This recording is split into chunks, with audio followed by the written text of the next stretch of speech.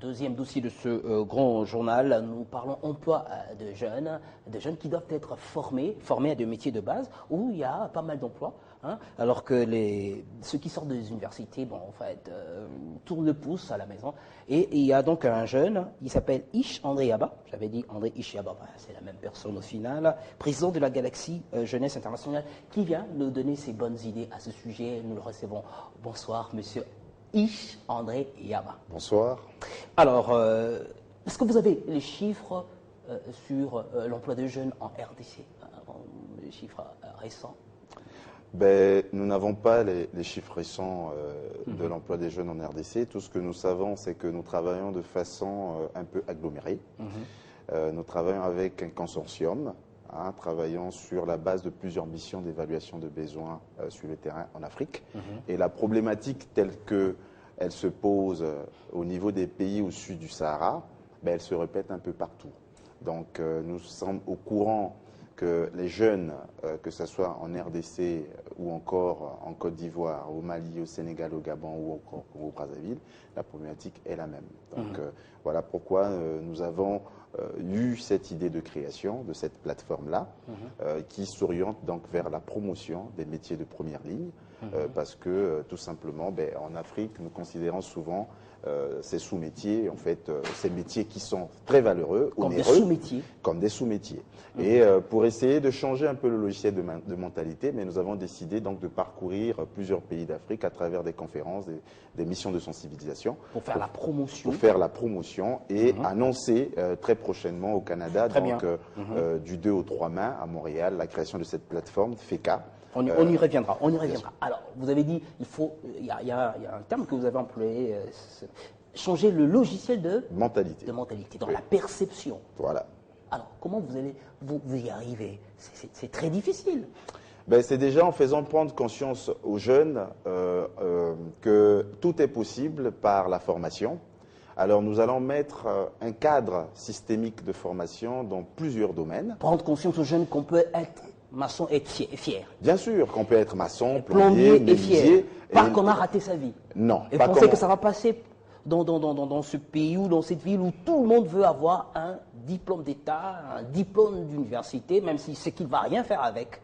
Nous savons aujourd'hui que... Comment vous allez vous y prendre? Vous pensez que la formation suffirait? Bien sûr, parce que nous sommes au courant que nous avons 1,150 milliard d'individus aujourd'hui en Afrique, sur les 54 États que nous incarnons à travers l'agglomération de tous les États du monde. Et cette population africaine est constituée de jeunes, en majorité. Et c'est un gros problème, l'emploi. Donc vous avez posé une question tout à l'heure sur l'emploi. Et nous pensons que la seule alternative possible aujourd'hui pour répondre au problème de l'emploi, c'est le renforcement des capacités dans l'entrepreneuriat. Et qui parle du renforcement des capacités dans l'entrepreneuriat, c'est bien sûr mettre un cadre systémique d'ingénierie de l'entrepreneuriat à travers des centres bien sûr spécifiques.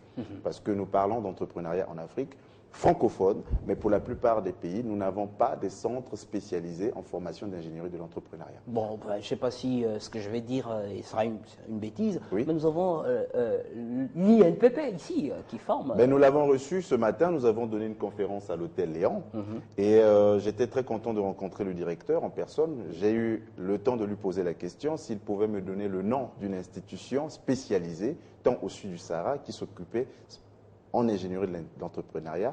Je pense que nous avons tous écouté sa réponse. C'est dans cette vision dans laquelle... C'était quoi sa réponse? Non, il n'y en a pas. C'est-à-dire que... Non, l'INPP n'est pas... Non, c'est-à-dire qu'ils forment, ils peuvent donner des modules de formation agréés dans certains modules orientés vers l'entrepreneuriat, mais nous parlons ici d'une ingénierie proprement dite. C'est-à-dire, vous êtes journaliste, vous allez à une école de journalisme pour suivre une formation bien qualifiée.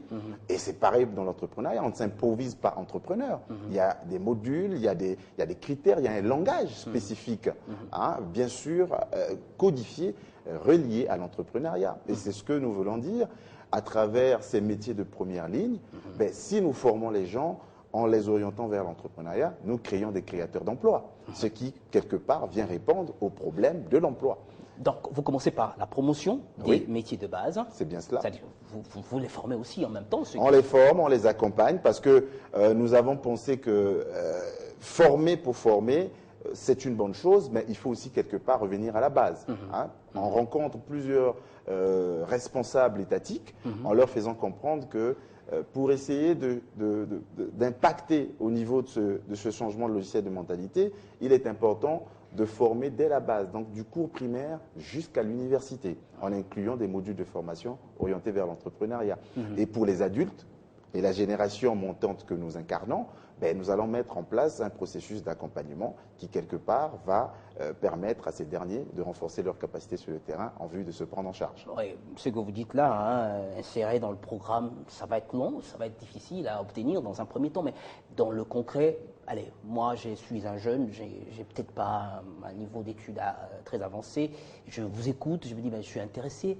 Je fais comment pour aller apprendre un métier, peut-être devenir chef d'entreprise dans la plomberie ou je sais pas moi, je fais quoi exactement? Ben, nous avons signé et en ce moment nous sommes en processus de négociation et avec certains ministères ici en RDC, évidemment pour implanter des structures de formation dans la promotion des métiers et dans le renforcement des capacités, pas seulement dans les métiers, mais aussi dans les différents domaines de la gestion, de la communication, pour quelque part aider ces jeunes-là à se prendre en charge. On en pense mettre en appui des fonds d'accompagnement pour aider ces derniers, parce que c'est le plus grand problème. Nous avons des ambitions à travers le Festival économique Canada-Afrique, l'implantation de certaines structures d'investissement, notamment des banques, parce que nous n'en avons pas.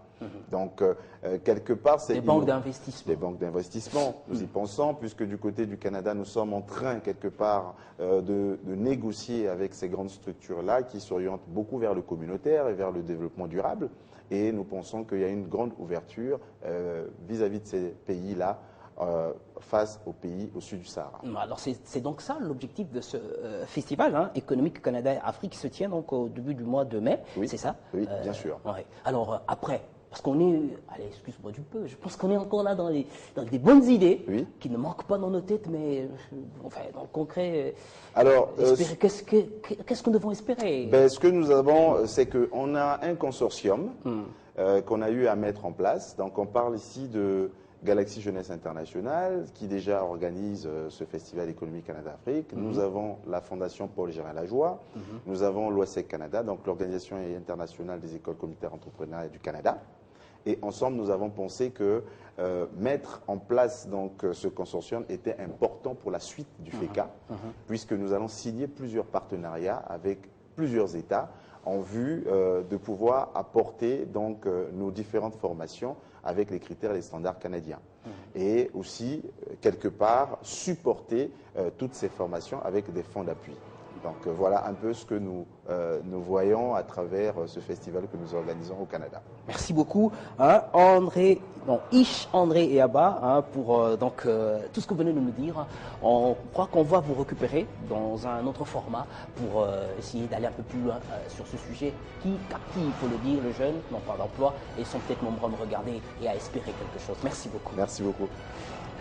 Le grand journal, on prend une petite pause. Après le journal et la revue de presse, on se retrouve pour recevoir l'ISNEP Maoua. Ça sera Infoculture. Restez avec nous.